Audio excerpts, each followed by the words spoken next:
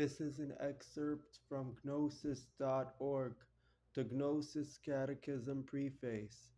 Still, through history, there existed two principal ways of viewing the Gnosis. The first was rooted in the hostile critique of the heresiologistic Church Fathers.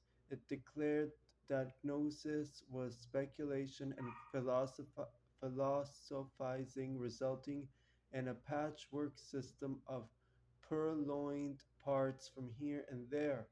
A catechism based on such a system would be worthless because the system itself would be worthless. The secondary way of viewing Gnostics, which has been gaining in acceptance lately, is both more fair and more accountable than the former. In this view, Gnosticism is grounded in the experience of Gnosis, which is salvific and revelatory experience of transcendence. The experience of Gnosis then receives expression in the Gnosis mythos, which allows the Gnostic to amplify and assimilate the experience of Gnosis and also make further experience of Gnosis possible. Rushing to conclusion on the basis of only the first portion of this definition, some people come to exaggerate the importance of Gnosis at the expense of the Gnostic mythos. They come to feel that nothing other than Gnosis matters and that Gnostic is simply one way to experience Gnosis.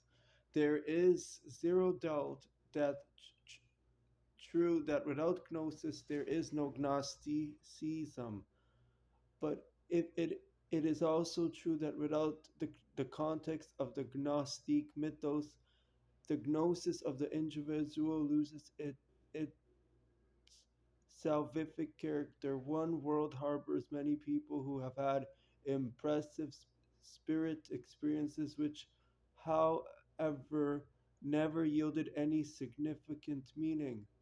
The specific salvific meaning that the Gnostic derives from the experiences of Gnosis is redemption, which means liberation from the necessity of earthly experience. Only when Gnosis occurs within a particular meaningful context will the Gnostic obtain optimal results from his experience. This does not mean that Gnosticism posits any kind of dogma against which to measure the authenticity of the experience of Gnosis. It means that Gnostic sages and seers have brought forth from their own original experiences of Gnosis a vast and meaningful mythos which represents the theoretical matrix for our practical experience. This mythic matrix is, of course, not closed, rather, it invites modifications and additions of an appropriate nature from other seers and travelers on the ionic paths of Gnosis. The catechism which follows is a manual of All right.